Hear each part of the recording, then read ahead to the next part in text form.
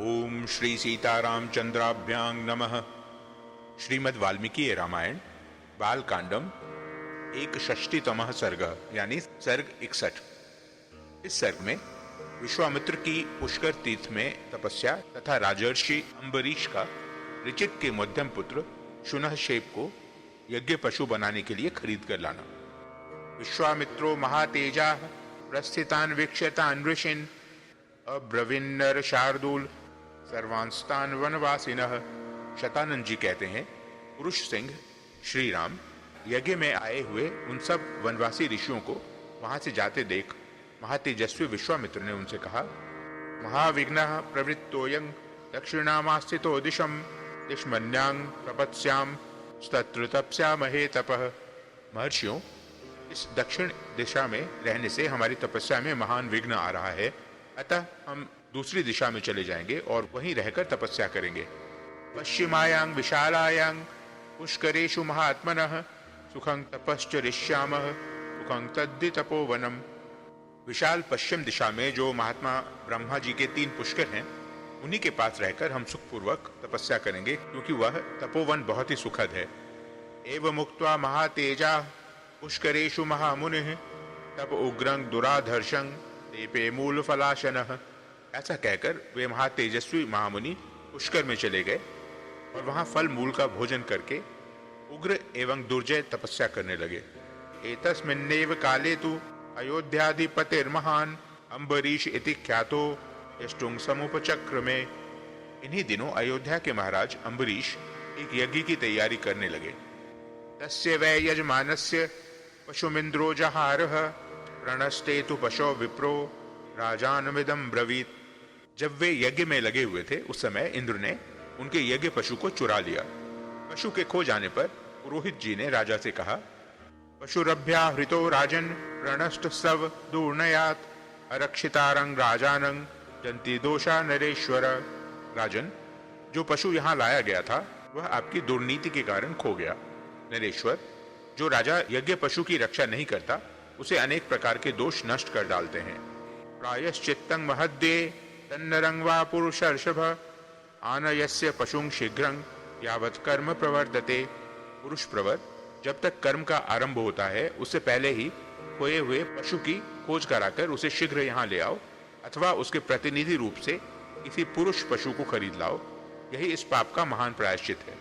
उपाध्याय वचः श्रुत्वा स राजा पुरुषर्षभः अन्वियेष महाबुद्धिः पशंगोभिः सहस्रशः। पुरोहित की यह बात सुनकर महाबुद्धिमान पुरुष श्रेष्ठ राजा अम्बरीश ने हजारों गौओं के मूल्य पर खरीदने के लिए एक पुरुष का अन्वेषण किया। देशांजन पदांस्तास्तान नगराणि वनानि च आश्रमाणि च पुण्यानि मार्गमाणो महीपति सपुत्र सहितं तात स भार्यं रघुनंदन भृगुतुंगे समासीन ऋषिकं संददर्शः। तात रघुनंदन विभिन्न देशों, जनपदों, नगरों, वनों तथा पवित्र आश्रमों में खोज करते हुए राजा अम्बरीश भृगुतुंग पर्वत पर पहुंचे और वहां उन्होंने पत्नी तथा पुत्रों के साथ बैठे हुए ऋचिक मुनि का दर्शन किया। तमुवाच महातेजाः प्रणम्याभिप्रसाद्य च महर्षि तपसा दीप्तं राजर्षिर्मितप्रभ। अमित कांतिमान महातेजस्वी राजर्षि अम्बरीश ने तपस्या से उद्दीप्त होने वाले महर्षि ऋचिक को प्रणाम किया और उन्हें प्रसन्न करके कहा, दृष्ट्वा सर्वत्र कुशल ऋचिकं तमिदं वचः गवांग शत सहस्त्रेण विक्रीणीषे सुतं यदि पशोरर्थे महाभाग कृतकृत्योस्मि भार्गव। पहले तो उन्होंने ऋचिक मुनि से उनकी सभी वस्तुओं के विषय में कुशल समाचार पूछा।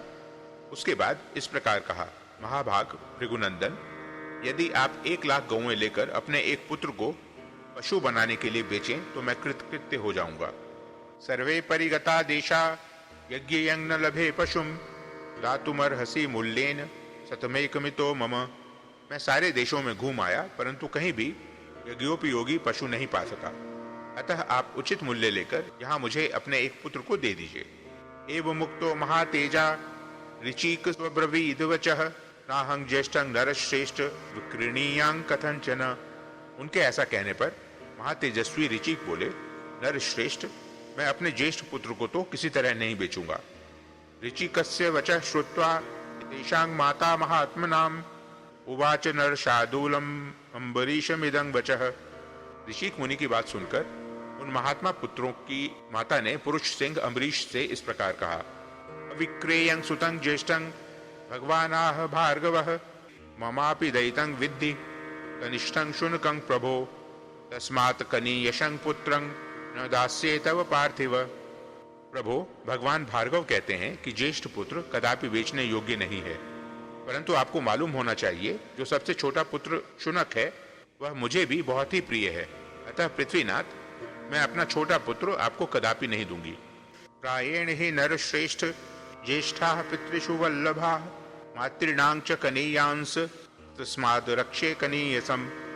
नर श्रेष्ठ प्रायः जेठे पुत्र पिताओं को प्रिय होते हैं और छोटे पुत्र माताओं को, अतः मैं अपने कनिष्ठ पुत्र की अवश्य रक्षा करूंगी। उक्त वाक्ये मुनौ तस्मिन् मुनिपल्यां तथैव च शुनः शेपः स्वयं राम मध्यमो वाक्यम अब्रवीत। श्री राम, मुनि और उनकी पत्नी के ऐसा कहने पर मझले पुत्र शुनः शेप ने स्वयं कहा, पिता ज्येष्ठं विक्रेयं माता चाह कनीयसम विक्रेयं मध्यमं मन्ये राजपुत्र नयस्व माम। राजपुत्र, पिता ने ज्येष्ठ को और माता ने कनिष्ठ पुत्र को बेचने के लिए अयोग्य बताया है, अतः मैं समझता हूँ इन दोनों की दृष्टि में मझला पुत्र ही बेचने के योग्य है, इसलिए तुम मुझे ही ले चलो। अथ राजा महाबाहो वाक्यांते ब्रह्मवादिनः हिरण्यस्य सुवर्णस्य कोटिभिः रत्नराशिभिः गवांशत सहस्रेण शुनः शेपं नरेश्वरः गृहीत्वां परम प्रीतो जगाम रघुनंदन। महाबाहु रघुनंदन, ब्रह्मवादी मझले पुत्र के ऐसा कहने पर राजा अम्बरीश बड़े प्रसन्न हुए और 1 करोड़ स्वर्ण मुद्रा, रत्नों के ढेर तथा 1 लाख गवों के बदले शुनः शेप को लेकर वे घर की ओर चले। अम्बरीशस्तु राजर्षि रथमारोप्य सत्वरः शुनः शेपं महातेजा जगामाशु महायशा। महातेजस्वी महायशस्वी राजर्षि अम्बरीश पुनः शेप को रथ पर बिठाकर बड़ी उतावली के साथ तीव्र गति से चले। त्याशे श्रीमद् रामायणे वाल्मीकि आदि काव्ये बालकांडे 61तमः सर्गः। इस प्रकार श्री वाल्मीकि निर्मित आश रामायण आदि काव्य के बालकांड में 61वां सर्ग पूरा हुआ।